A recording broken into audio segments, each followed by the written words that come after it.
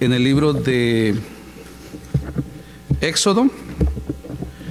No sé cuántos en esta hora pueden levantar su mano y decir, voy al día con mi lectura bíblica.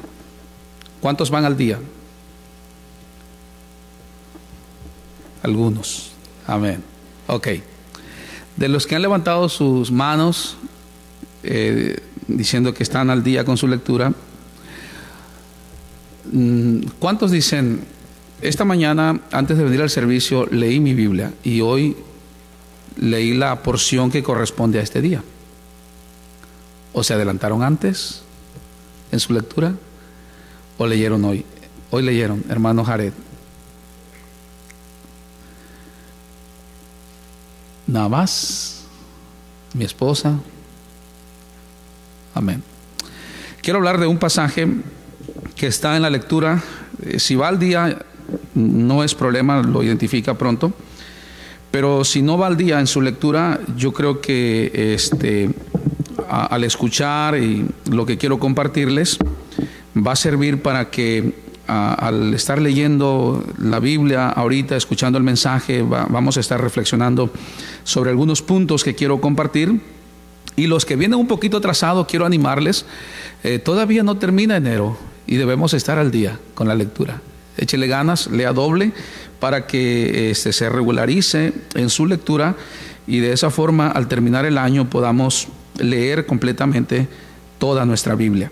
Es Éxodo capítulo 34. Éxodo 34. Abran sus Biblias ahí y aquí tendremos el mensaje. Hermanos, quiero decirles anticipadamente el título y subtítulo de mi mensaje en esta hora. He titulado este tema Efectos de la Palabra de Dios.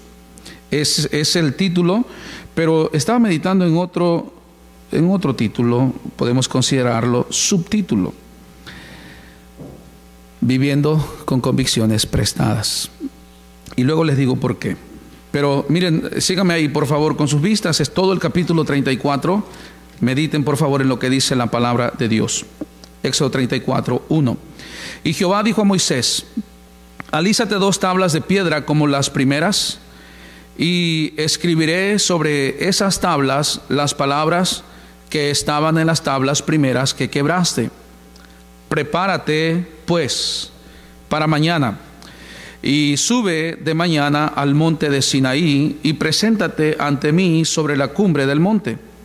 Y no suba hombre contigo, ni parezca alguno en todo el monte, ni ovejas ni bueyes pascan delante del monte. Y Moisés alisó 2 tablas de piedra como las primeras, y se levantó de mañana, y subió al monte Sinaí, como le mandó Jehová, y llevó en su mano las 2 tablas de piedra. Y Jehová descendió en la nube, y estuvo allí con él, proclamando el nombre de Jehová. Y pasando Jehová por delante de él, proclamó: Jehová, Jehová, fuerte, misericordioso y piadoso, tardo para la ira y grande en misericordia y verdad, que guarda misericordia a millares, que perdona la iniquidad, la rebelión y el pecado, y que de ningún modo tendrá por inocente al malvado, que visita la iniquidad de los padres sobre los hijos, y sobre los hijos de los hijos, hasta la 3ª y 4ª generación. Entonces Moisés, apresurándose, bajó la cabeza hacia el suelo y adoró, y dijo: si ahora, Señor, he hallado gracia en tus ojos, vaya ahora el Señor en medio de nosotros, porque es un pueblo de dura cerviz, y perdona nuestra iniquidad y nuestros pecados, y tómanos por tu heredad. Y él contestó: he aquí, yo hago pacto delante de todo tu pueblo. Haré maravillas que no han sido hechas en toda la tierra, ni en nación alguna. Y verá todo el pueblo en medio del cual estás tú la obra de Jehová, porque será cosa tremenda la que yo haré contigo. Guarda lo que yo te mando hoy. He aquí que yo echo de delante de tu presencia al amorreo, al cananeo, al eteo, al fereceo, al heveo y al jebuseo. Guárdate de hacer alianza con los moradores de la tierra, donde has de entrar, para que no sean tropezadero en medio de ti. Derribará sus altares y quebrará sus estatuas y cortará sus imágenes de acera, porque no te has de inclinar a ningún otro Dios, pues Jehová, cuyo nombre es celoso, Dios celoso es. Por tanto, no harás alianza con los moradores de aquellas tierras, porque fornicarán en pos de sus dioses, y ofrecerán sacrificio a sus dioses, y te invitarán, y comerás de sus sacrificios, o tomando de sus hijas para tus hijos, y fornicando sus hijas en pos de sus dioses. Harán fornicar también a tus hijos en pos de los dioses de ellos. No te harás dioses de fundición. La fiesta de los panes sin levadura guardarás. 7 días comerás pan sin levadura, según te he mandado, en el tiempo señalado del mes de Abib, porque en el mes de Abib saliste de Egipto. Todo primer nacido mío es, y de tu ganado todo primogénito de vaca o de oveja que sea macho. Pero redimirás con cordero el primogénito del asno, y si no lo redimieres, quebrarás su cerviz. Redimirás todo primogénito de tus hijos, y ninguno se presentará delante de mí con las manos vacías. 6 días trabajarás, mas en el 7º día descansarás. Aún en la arada y en la siega descansarás. También celebrarás la fiesta de las semanas, la de las primicias, de la siega de trigo y la fiesta de la cosecha a la salida del año. 3 veces en el año se presentará todo varón tuyo delante de Jehová el Señor, Dios de Israel, porque yo arrojaré a las naciones de tu presencia y ensancharé tu territorio, y ninguno codiciará tu tierra, cuando subas para presentarte delante de Jehová tu Dios 3 veces en el año. No ofrecerás cosa leudada junto con la sangre de mi sacrificio, ni se dejará hasta la mañana nada del sacrificio de la fiesta de la Pascua. Las primicias de los primeros frutos de tu tierra llevarás a la casa de Jehová tu Dios. No cocerás el cabrito en la leche de su madre. Y Jehová dijo a Moisés: escribe tú estas palabras, porque conforme a estas palabras he hecho pacto contigo y con Israel. Y él estuvo allí con Jehová 40 días y 40 noches. No comió pan ni bebió agua, y escribió en tablas, las palabras del pacto, los 10 mandamientos. Y aconteció que descendiendo Moisés del monte Sinaí con las 2 tablas del testimonio en su mano, al descender del monte, no sabía Moisés que la piel de su rostro resplandecía, después que hubo hablado con Dios. Y Aarón y Moisés, los hijos de Israel, miraron a Moisés, y he aquí la piel de su rostro era resplandeciente, y tuvieron miedo de acercarse a él. Entonces Moisés los llamó, y Aarón y todos los príncipes de la congregación volvieron a él, y Moisés les habló. Después se acercaron todos los hijos de Israel, a los cuales mandó todo lo que Jehová le había dicho en el monte Sinaí.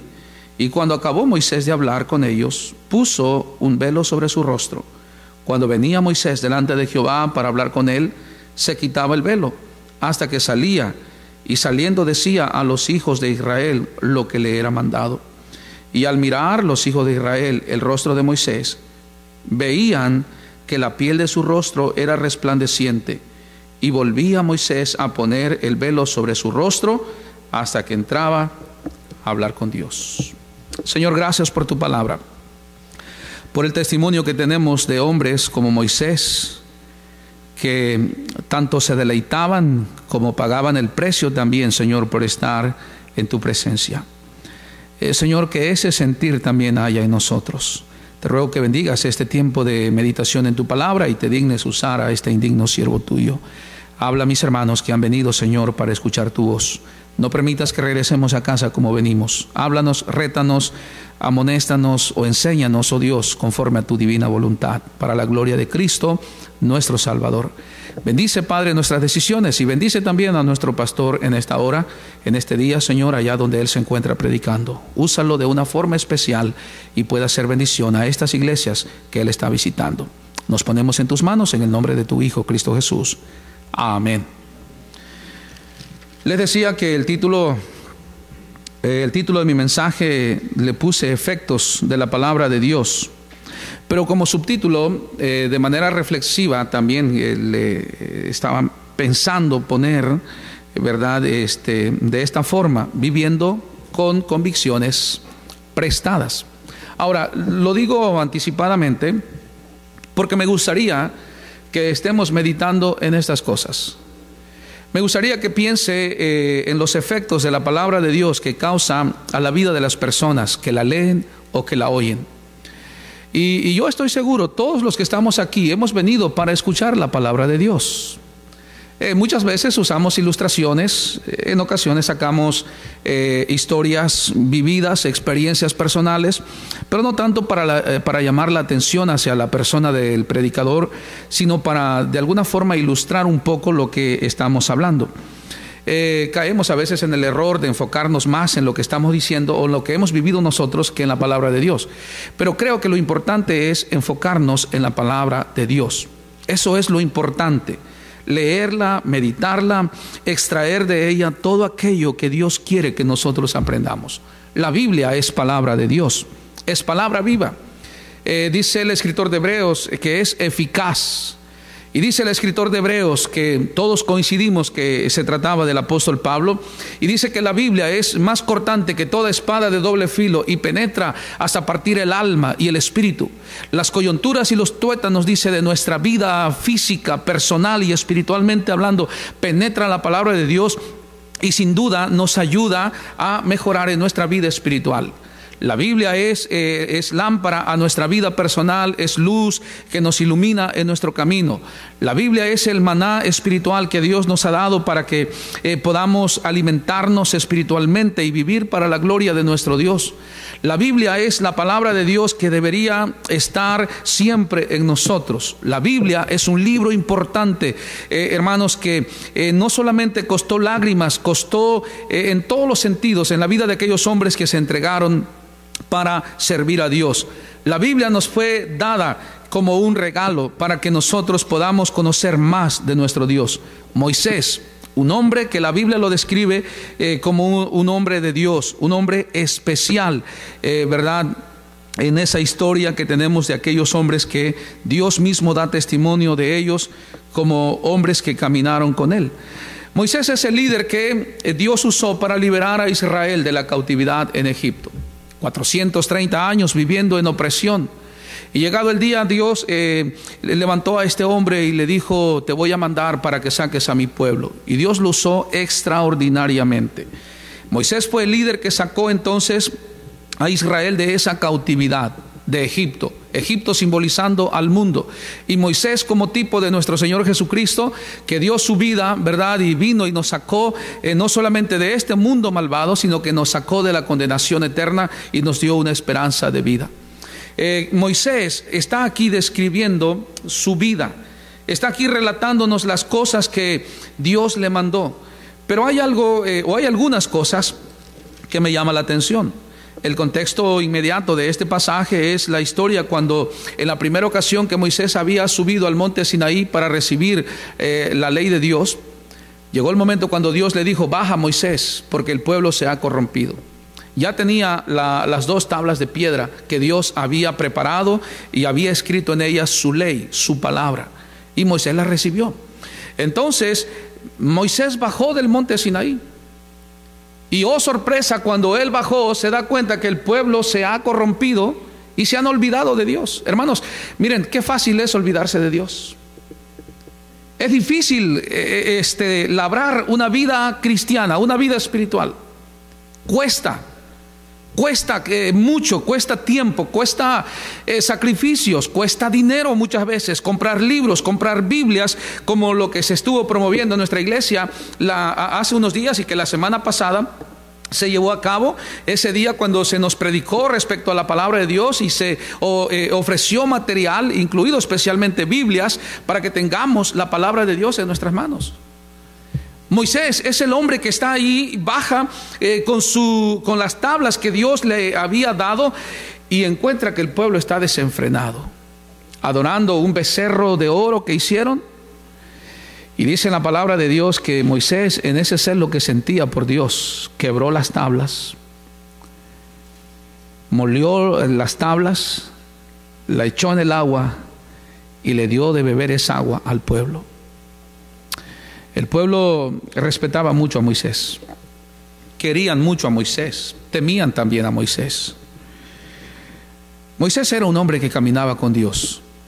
Moisés era un hombre que no nada más decía amar a Dios, temer o servir a Dios, sino que es un hombre que vivía realmente lo que él nos describe en los libros que escribió.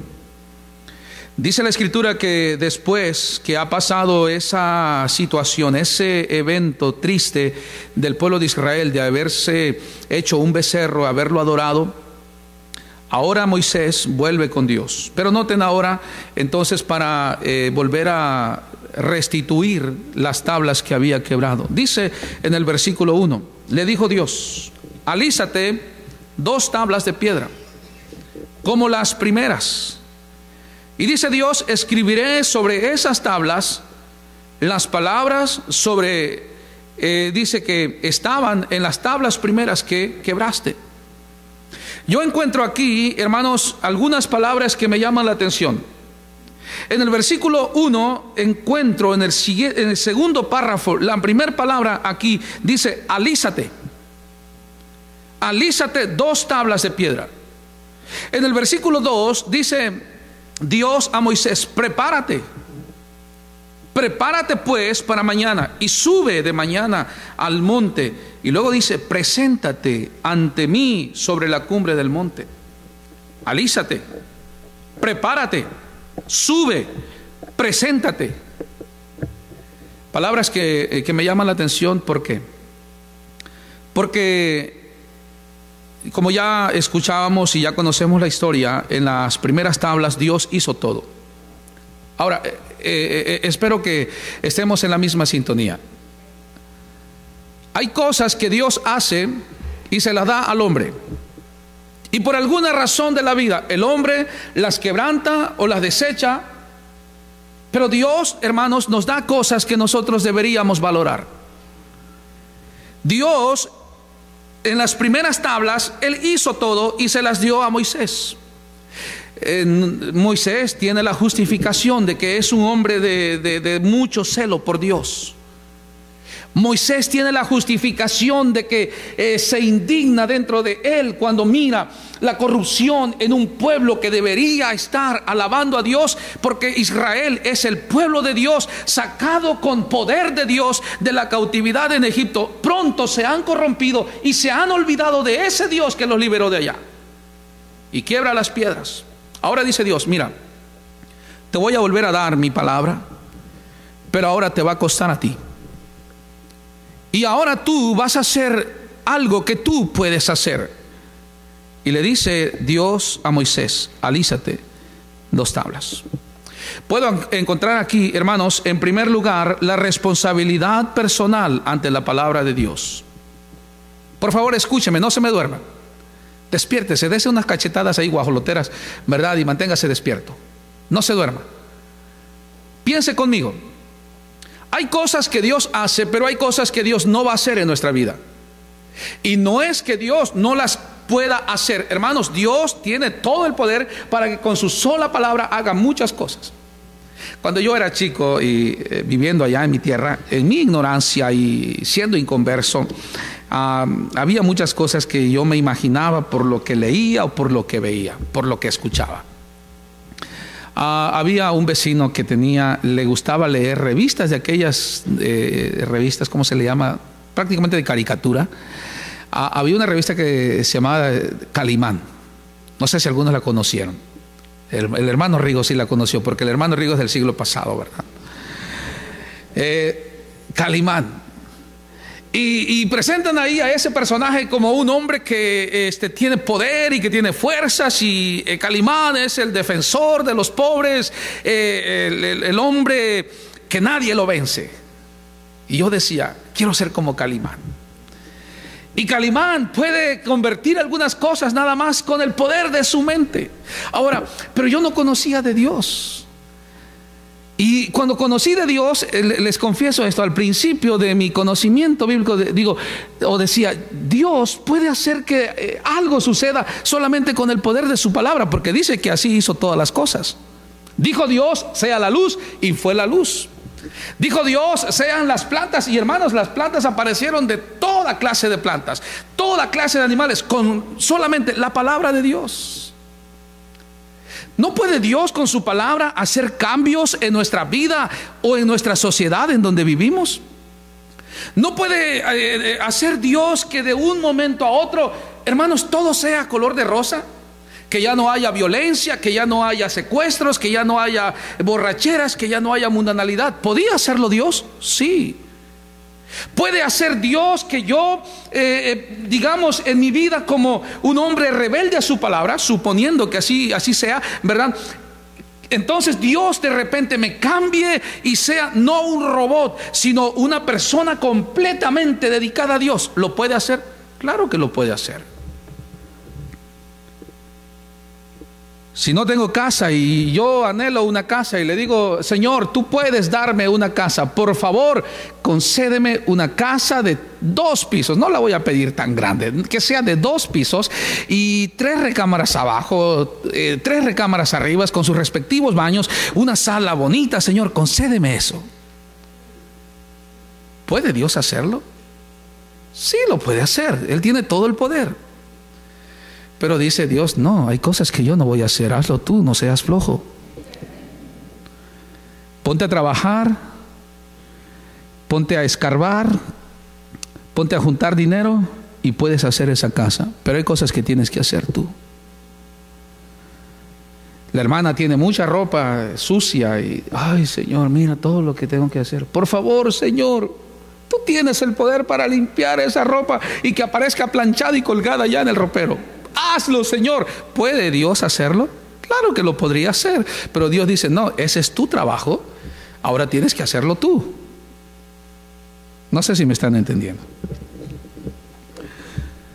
Hay cosas que Dios hace y hay cosas que Dios no hace. Hay cosas que Dios quiere que nosotros hagamos. Y Dios le dice a Moisés, alízate 2 tablas de piedra como las primeras. Encontramos aquí entonces, en primer lugar, la responsabilidad personal ante la palabra de Dios. Dios le está diciendo a Moisés, alízate. Eso implica que Moisés entonces tiene que trabajar, tiene que esforzarse y tiene que dedicarle tiempo. Alízate, le dice Dios a Moisés. Tú tienes que poner tu parte y ahora te corresponde a ti. Alízate 2 tablas. Pero luego dice, prepárate. ¿Puede Dios hacer que su palabra quede sembrada en nuestra mente y en nuestro corazón y que cada versículo que leemos quede allí, hermanos, plasmado, como estampado, y que a la primera vez que lo leamos se quede ahí? ¿Puede Dios hacer eso? Claro que lo puede hacer. Pero ¿cómo batallamos para memorizar un versículo? Y dice Dios, prepárate. Yo puedo hacer que mi palabra, dice el Señor, quede sembrada, quede grabada en tu mente y en tu corazón, pero hay cosas que tú tienes que hacer. Prepárate. Hay cosas en esta vida que nosotros tenemos que hacer y debemos prepararnos. Moisés tenía que subir al monte Sinaí, pero Dios lo quería allá. Pero ahora Dios le dice, primero alízate 2 piedras, porque las primeras las quebraste y ahora te toca trabajar a ti. Y luego dice, prepárate. Esto no es nada más algo simbólico, hermanos, es literal, literalmente. Dice Dios, prepárate. Vas a ir a la iglesia, dice Dios, prepárate.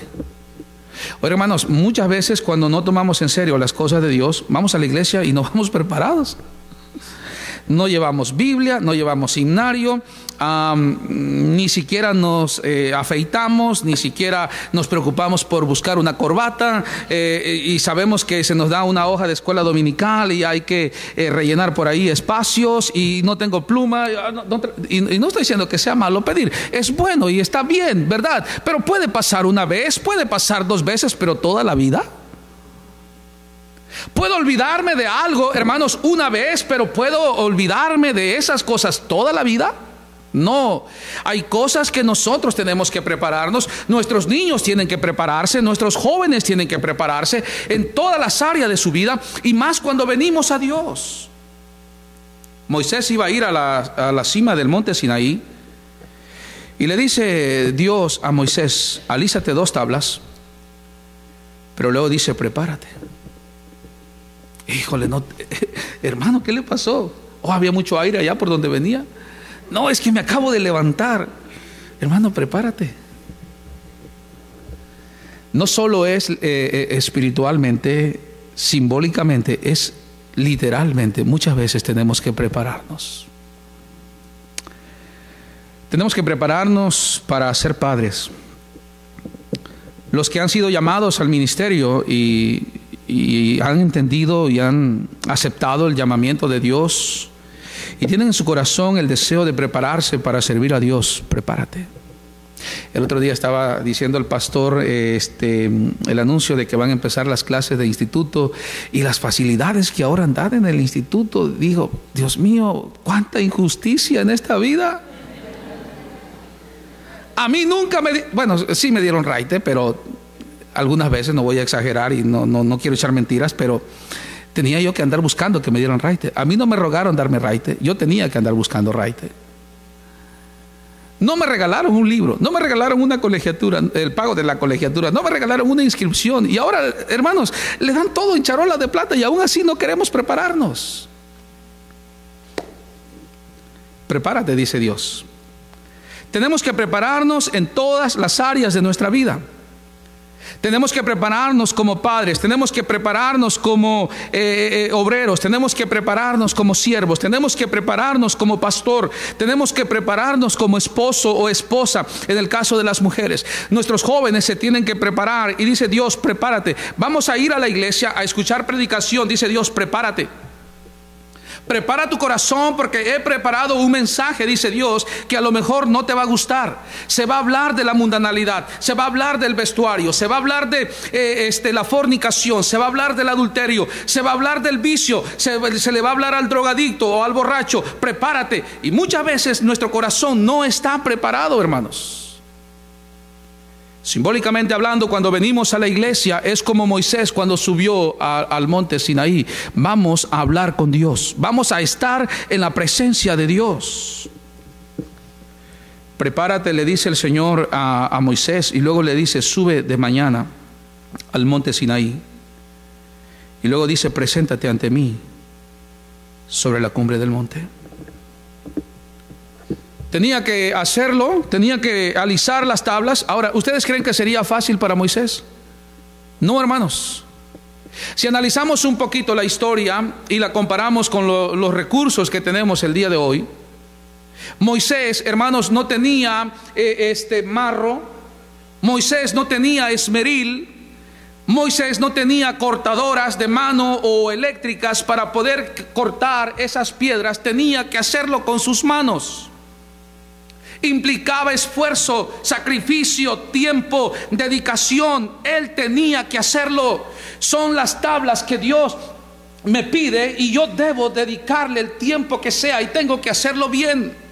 Y luego le dice Dios: vas a venir a mí, y no vas a venir como tú quieras, quiero que te prepares, dice Dios. Y luego dice: sube a la montaña, sube de mañana. Hermanos, muchas veces la vida espiritual no le damos la importancia que debe tener. Hay servicios a los cuales decimos: no voy a ir a este servicio. O ya nos acostumbramos a llegar siempre tarde a la iglesia.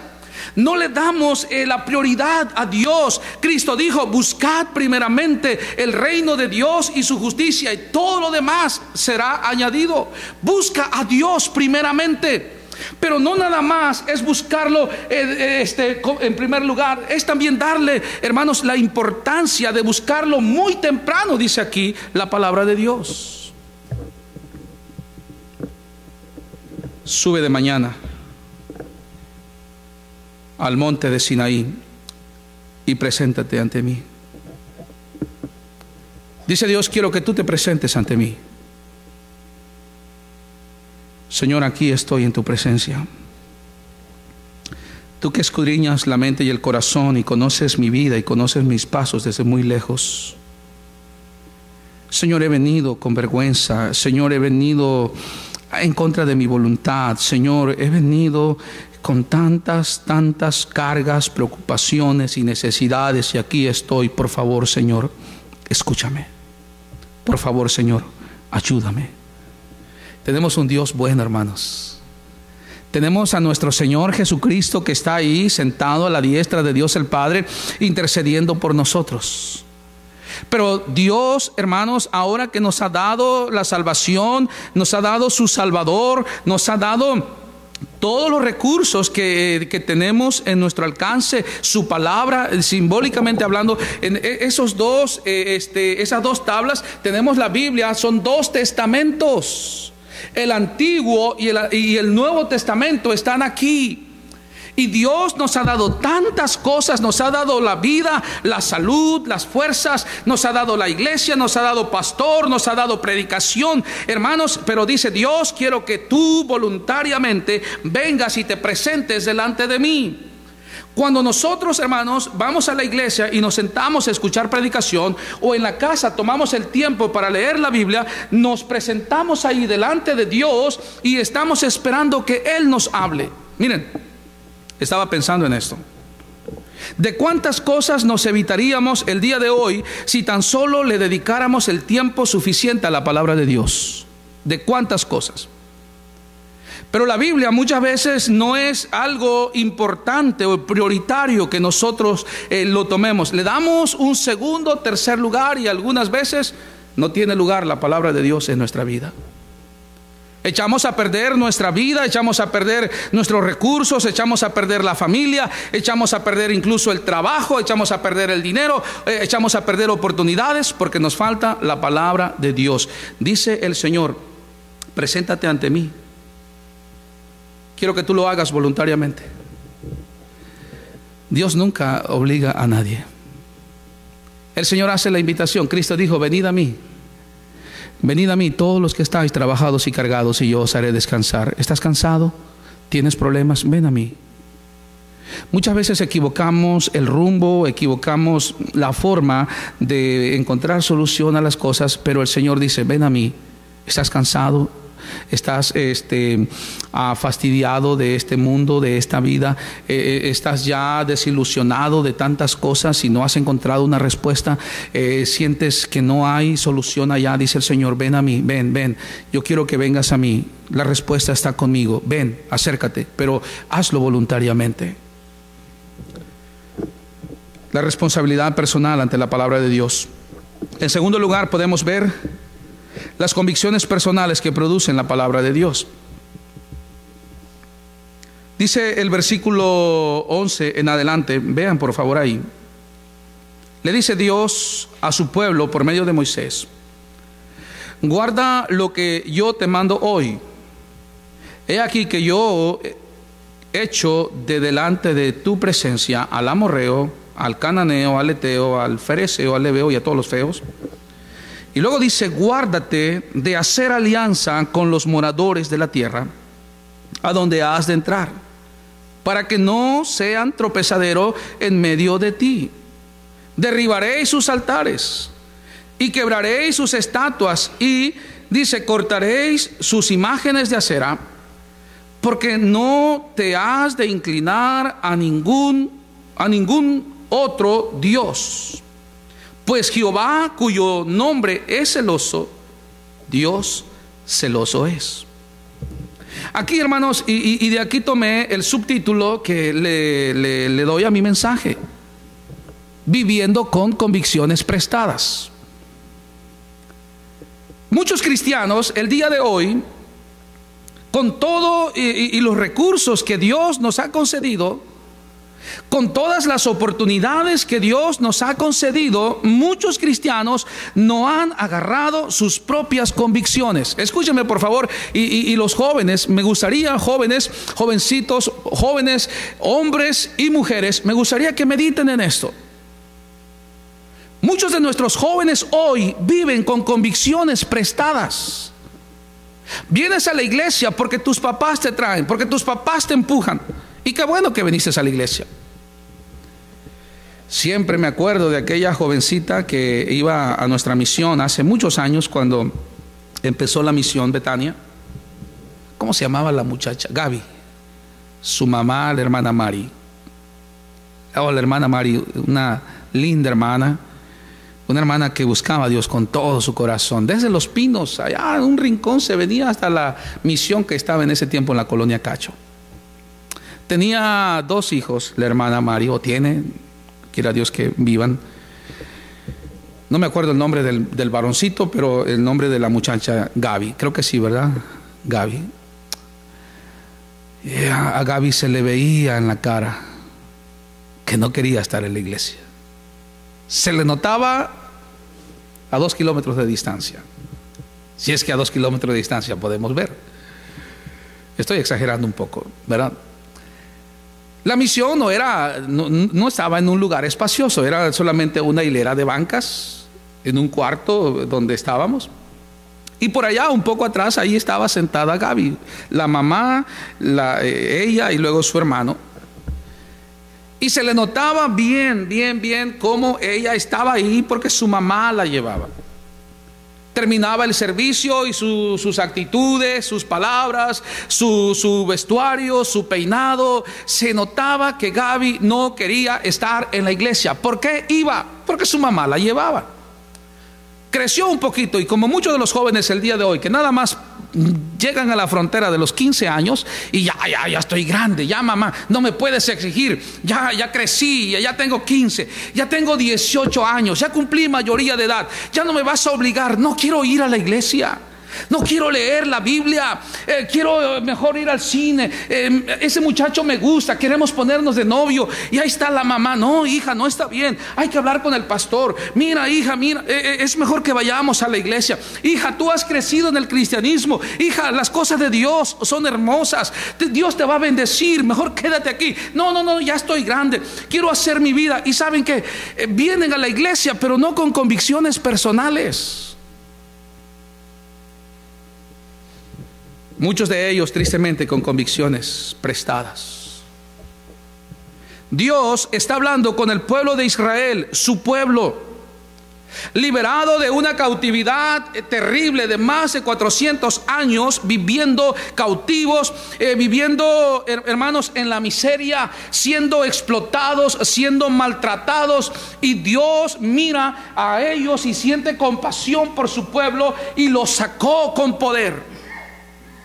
Y ahora que están allá en el camino rumbo a la tierra prometida, Dios, haciéndoles conocer su voluntad a través de su palabra, a través de este hombre de Dios, Moisés, les está diciendo: guárdate de hacer alianza con los moradores de estas tierras. Todos estos habitantes de este lugar no tienen temor de Dios. Deben de saber ustedes que no hay otro Dios en este mundo ni en todo el universo más que solamente un solo Dios. Su nombre es Jehová. Hay un solo Dios verdadero, no hay muchos dioses, hay un solo Dios. Y le dice Dios a su pueblo: cuídense que cuando lleguen allá no hagan alianzas con ellos. Pero como decimos, ¿verdad? Muchas veces nos entra por aquí y sale por acá. Guárdate de hacer alianza con los moradores de estas tierras a donde vas a entrar. ¿Sabes por qué? Le dice Dios, miren, siempre hay una razón, y Dios da razones, Dios da explicaciones. ¿Por qué? Dios no dice las cosas nada más porque sí. Dios no es, hermanos, injusto. Dios aquí se describe como un Dios celoso, pero si me permiten hacer la aclaración, el celo de Dios no es como el celo nuestro. El celo nuestro, miren, para que lo podamos entender, vayan conmigo al libro de Santiago, vean cómo son los celos del hombre contrastado con el celo de Dios. Es Santiago, déjeme ver dónde está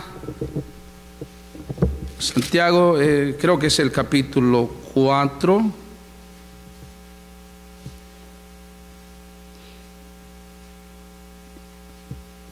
Voy a empezar con Santiago capítulo 4 y me voy a regresar al capítulo 3 del versículo 13 en adelante. En el capítulo 4 dice esto, 4:4, oh almas adúlteras, ¿no sabéis que la amistad del mundo es enemistad contra Dios? Cualquiera pues que quiera ser amigo del mundo se constituye, noten eso, se constituye enemigo de Dios. O sea, es tu voluntad, es tu decisión, está bien, dice Dios, yo te dejo, pero eso no está bien. Ahora, en el capítulo 3, versículo 13 en adelante, ¿quién es sabio? Dice Dios, ¿quién es sabio y entendido entre vosotros? Muestre por la buena conducta sus obras en sabia mansedumbre. Pero si tenéis celos amargos y contendéis en vuestro corazón, no os jactéis ni mintáis contra la verdad. Porque esta sabiduría no es la que desciende de lo alto, sino terrenal, animal y diabólica. Porque donde hay celos, escúchenme celosos, escúchenme celosas, por favor, no lo digo yo, lo dice Dios, amén. Ahora, yo no sé, no levante su mano, por favor, no se ponga en evidencia, ni quiero evidenciar a nadie, pero yo no sé cuántos en esta hora, en este lugar, tendrían que admitir, yo soy celosa o yo soy celoso, diría algún varón. Ahora, la Biblia dice que el celo del hombre es diferente con el celo de Dios. Dios se describe como un Dios celoso, pero el celo de Dios es santo, el celo de Dios es limpio, es puro, es un celo, hermanos, de algo que va a traer bendición, contrastado con el celo del hombre que trae maldición y tantos problemas. Dice que el celo del hombre, dice, es amargo. En el versículo 15 dice, porque la sabiduría, porque esta sabiduría no es la que desciende de lo alto, sino terrenal, animal, y noten, es diabólica. ¿Tienes celos? Tienes pensamientos diabólicos. Piense esto, ¿por qué un hombre termina matando a una mujer si, digamos, su esposa llega a serle infiel? ¿Por qué una mujer? Porque también hay mujeres que son celosas y hay mujeres que no permiten que su marido ni siquiera lo regresen a ver ninguna otra mujer. Ahora, no necesariamente porque lo está codiciando, ¿verdad? Pero y fueron por ahí a algún mandado, pasaron en algún lugar y hubo alguien, a lo mejor una mujer se le quedó viendo a su marido y luego dice, ya, te quedó viendo y yo vi que tú también la viste y yo vi como que te sonreíste. Está viendo moros con tranchetes, dicen en mi tierra.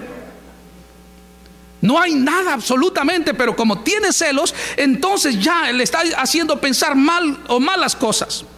Y ya está pensando dónde dejó el cuchillo. Y ya está acordándose que por ahí tiene una pistola. Y agarra la pistola, hermanos. Y hay mujeres que han matado a su marido. Hay maridos que han matado a su mujer. Hay jóvenes que han matado a su novia o novias que han matado a su novio. ¿Por qué? Por los celos. Oh, le hablaste a esa muchacha. Pues no, ¿sabes qué? Tú ya seguramente andas con él. Espérame, tal vez son compañeros de escuela. Son hermanos de la iglesia. Hay hermanos que en la iglesia tienen celos. En la iglesia, hermanos. Celos amargos, con ideas diabólicas, pensando tantas cosas. Dice el 16. Porque donde hay celos y contención, allí hay perturbación y toda obra perversa. ¿Y se da en la iglesia? Sí, se da en la iglesia. Triste y terriblemente muchas veces en la iglesia.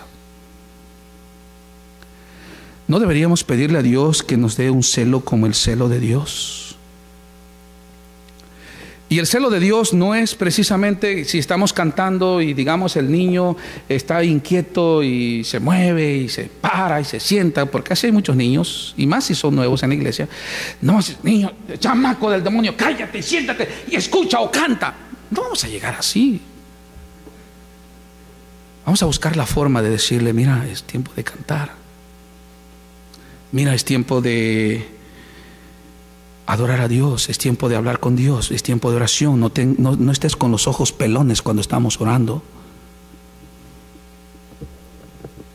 El celo de Dios es un celo limpio.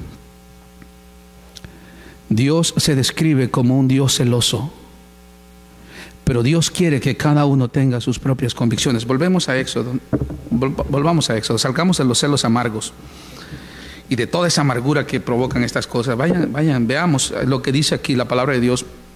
34:12. Cuídate de hacer alianza con los moradores de la tierra donde has de entrar, para que no sean tropezadero en medio de ti. Porque Dios no quiere que su pueblo haga alianzas con la gente de esta tierra. Miren, la gente del mundo tiene sus ideas. La gente que no conoce al Dios verdadero tiene sus propias ideas y creen que están bien, Ellos creen que ir a la iglesia es bueno, pero también es bueno de repente irse a divertir por ahí. Vámonos a la playa, ahí donde andan las nudistas. Vámonos al cine. Miren, ¿a dónde hemos llegado? ¿Hasta dónde llegamos a veces? El día de hoy hay pastores incluso que dicen que ir al cine no es malo. Hay pastores que dicen que fumarse un cigarro no es malo. Hay religiones que dicen que tomarse una copita no es mala. Los testigos sin Jehová se toman no una copita, se toman botellas, se toman cartones de cerveza y lo hacen y dicen que conocen de Dios, pero eso no es de Dios. No han leído, no han entendido que el Señor dice en su palabra que un poco de levadura leuda toda la masa. ¿No conocen ese versículo? No, pues ¿no te has dado cuenta que una canción mundana te va a llevar al pecado y a alejarte de Dios? ¿No tienes tus convicciones personales? Pues me voy a poner falda porque el pastor dice que debemos ir con falda. Convicciones personales. Voy a dejar esta música del mundo porque no porque el pastor lo diga, sino porque la palabra de Dios lo dice. Oh almas adúlteras, dice Dios, ¿no sabéis que la amistad del mundo es enemistad contra Dios? Cualquiera, quien quiera que sea, que se junta y se constituye amigo del mundo, se constituye también enemigo de Dios. Hay muchas cosas que uno va dejando de manera personal y eso se adquiere con la palabra de Dios, con la Biblia. A medida que la leemos, la entendemos, a medida que la aceptamos tal como es, palabra de Dios, la Biblia nos transforma, nos cambia y crea en nosotros convicciones personales. Las convicciones personales que produce la palabra de Dios. Un hijo de Dios con convicciones bíblicas, hermanos, no hace alianzas con inconversos. Trabajando secularmente sabemos que es inevitable estar con gente inconversa, compañeros inconversos. Su radio ranchito lo escuchan todos los días, su música mundana la ponen todos los días, sus groserías las dicen todos los días. Es difícil evitar todo eso, pero Dios dice: ten cuidado con ellos. Tienes que hacer una diferencia. Ellos tienen que darse cuenta que tú eres cristiano. No te rías de sus chistes sucios que hacen, porque si lo haces, estás validando lo que ellos viven, lo que ellos hacen, y ellos no te lo dicen muchas veces, pero se van a dar cuenta que también te gusta lo que ellos hacen, lo que ellos viven. ¿Sí? ¿Por qué no te ríes? Aquí no está tu pastor, aquí no están tus hermanos de la iglesia. No me río porque eres un perverso.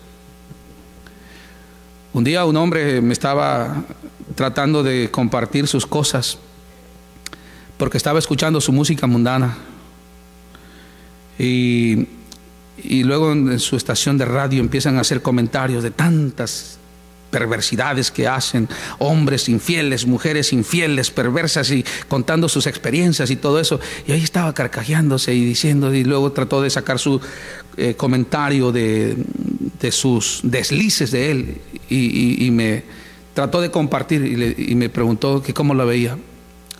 Le digo, ¿quieres que te diga cómo lo veo y cómo te veo? ¿Sí, no? Le digo, eres un perverso. Y no pretendo ser un ejemplo ni y que me tomes como un santurrón y todo eso. Todos en este mundo tenemos luchas. Los cristianos tenemos luchas también. Hay debilidades en nosotros también. Somos hombres de carne y hueso también con una tendencia pecaminosa. Si yo alimento mi carne voy a terminar siendo también un perverso. Pero ¿quieres que te diga cómo te veo a ti? Como un perverso. Si tu esposa supiera lo que tú haces, ¿tú crees que tu esposa estaría contenta? ¿Piensas que ella te aplaudiría y le gustaría lo que tú haces? Si tu esposa hace lo que tú haces, ¿a ti te gustaría y le aplaudirías a ella? Y ponía su música y todo eso, y le dije, mira, te voy a decir tu música de qué habla. Tu música se enfoca nada más en 2 o 3 temas. Es la inmoralidad y es la drogadicción. ¿Saben quiénes son los que resaltan en tu música? Ponen en un pedestal y lo miran como lo mejor a todos esos narcos que hacen tantas maldades. El tema de tu música, ¿todos son puros narcos o puros inmorales? Ese es el tema de toda tu música. Lee, analiza la letra de cualquiera de tus canciones sucias y te vas a dar cuenta de ello. Si tú eres honesto, eres sensato, analízalo, medítalo. Su centro o el enfoque de ellos no es más que resaltar inmoralidad o vicios. Eso es todo. Drogas o alcohol. No hagas alianzas con ellos, dice Dios. Un hijo de Dios con convicciones bíblicas no hace alianzas con inconversos. Los inconversos son tropiezo a la vida espiritual del cristiano. Es que es mi compañero de trabajo, es mi compañero de clase, vamos en la misma escuela, nos vamos juntos a la escuela, comemos juntos. Muchos cristianos a la hora de comer ni gracias dan a Dios. ¿Saben por qué? Se avergüenzan porque está ahí el compañero inconverso. Es más fácil, y tristemente se dan así las cosas, es más fácil que un inconverso jale a un cristiano y lo aparte de Dios, a que un cristiano, a menos que tenga convicciones y camine con Dios, jale a ese inconverso y lo traiga a las cosas de Dios. Son pocos ejemplos así. Pero la gran mayoría, hemos perdido jóvenes, matrimonios, familias que caminaban con Dios, que eran una tremenda bendición en la iglesia, eran tremendos testimonios en la iglesia, hermanos que servían al Señor con todo su corazón. El día que se juntaron con alguien, aquel que le invitó un cigarro, aquel que le invitó algún otro vicio, tal vez drogas, aquel que le invitó a ir al cine y se lo llevó al baile, aquel que le invitó a mirar sus programas de televisión o tantas cosas, y se fue metiendo en ello y su corazón se fue enfriando, después terminan lejos de las cosas de Dios, porque fue más fácil meterse ahí que jalar a aquel que estaba ahí para traerlo al camino del Señor. Pero cuando uno tiene convicción, cuando un cristiano ha crecido, ha madurado, ha aprendido lo que dice Dios en su palabra, es un cristiano con convicciones propias, no vive con convicciones prestadas, tiene convicciones personales propias. Los inconversos muchas veces son tropiezo. Dios por eso le advierte a su pueblo, son instrumentos del diablo para inducirlos al pecado de inmoralidad. En el versículo 14 dice: porque no te has de inclinar a ningún otro Dios, pues Jehová, cuyo nombre es celoso, Dios celoso es. Por tanto, no harás alianza con los moradores de aquella tierra, porque fornicarán en pos de sus dioses, y dice, ofrecerán sacrificios a sus dioses y te invitarán los tamales de la Candelaria, y comerás de sus sacrificios, o tomando de sus hijas para tus hijos, y fornicando sus hijas en pos de sus dioses, harán fornicar también a tus hijos en pos de los dioses de ellas.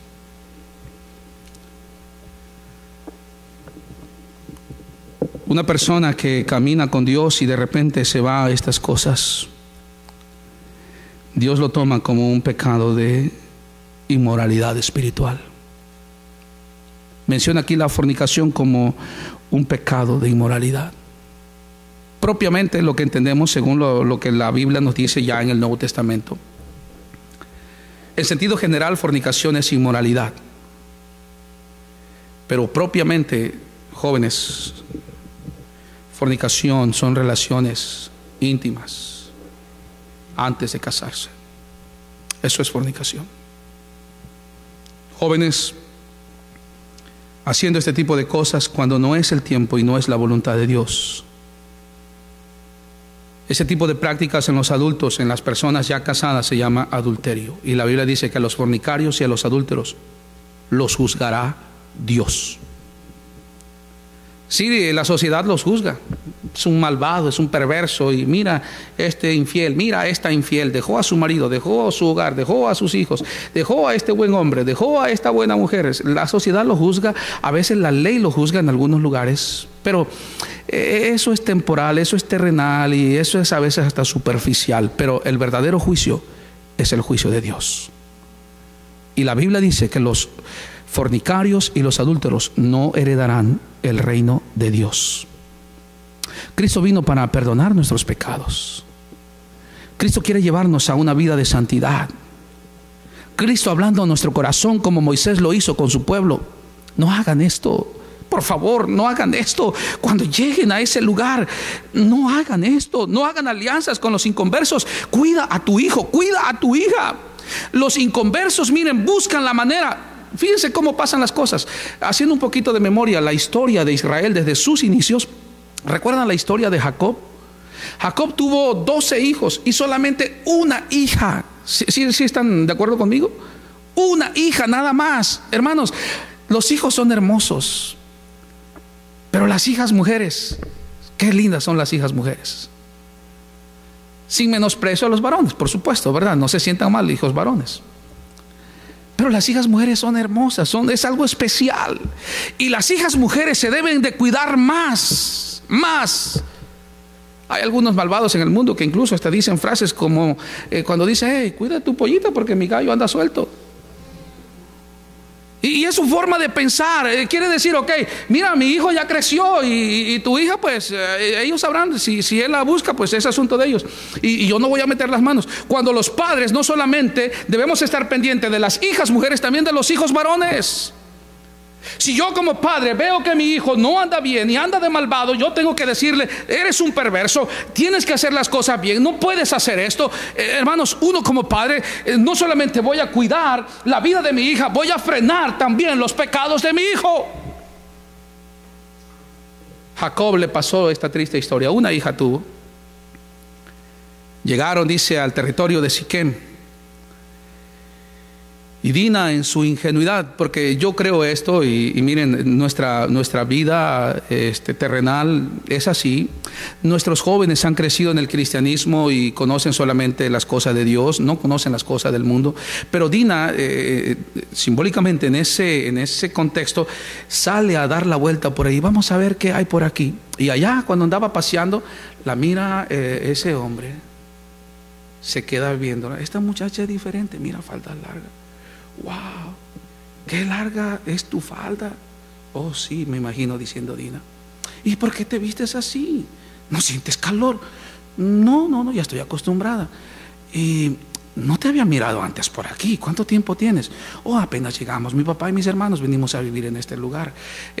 Pero tal vez nos vamos a ir pronto. Oh, mira, qué lindas palabras dices. Qué bonita eres. Y le empieza a llamar la atención. La empieza a enamorar. Y se mete con ella. Qué terrible. Qué terrible. Va a Siquem para hablar con Jacob y le dice, mira, no es problema, vivan con nosotros. Nuestra tierra va a ser también de ustedes. Solamente permitan que nuestros hijos tomen de sus hijas. Y si ustedes quieren, les ofrecemos también nuestras hijas. Tus hijos pueden tomar de nuestras hijas también. Jacob no sabía qué hacer y dijo, mira, déjame pensar en el asunto. Luego te doy una respuesta. Pero ese muchacho, como ustedes conocen la historia, deshonró a Dina. Y ya saben la historia, cómo terminaron. Nuestros jóvenes son ingenuos. No miran los peligros. Y a veces una forma de meterse por ahí en la vida, espiritualmente hablando, es precisamente con los muchachos. Los muchachos a veces son muy atrabancados y no miden peligros, no miran peligros, no miden los riesgos. ¿Qué tiene de malo? Me voy a ir a dormir a casa de mi amigo, de mi amiga fulanita, papá, mamá, dame permiso, voy a ir allá. No, hija, mira, pero es que ellos no son cristianos y no sabemos cómo son. Pero mamá, no los juzgues, no son malos, son buenas personas. Y por ahí a veces empiezan y terminan cometiendo pecados. ¿Por qué? Porque no tenían convicciones personales. Un cristiano con convicciones no va a esperar, ni siquiera le va a ir a pedir un consejo al pastor, ni siquiera le va a pedir permiso a papá o a mamá. Sencillamente se va a acordar lo que dice la Biblia porque ha leído la Biblia. Oh, la Biblia dice esto. No, ¿sabes qué? Gracias, aprecio tu invitación, gracias por la distinción, pero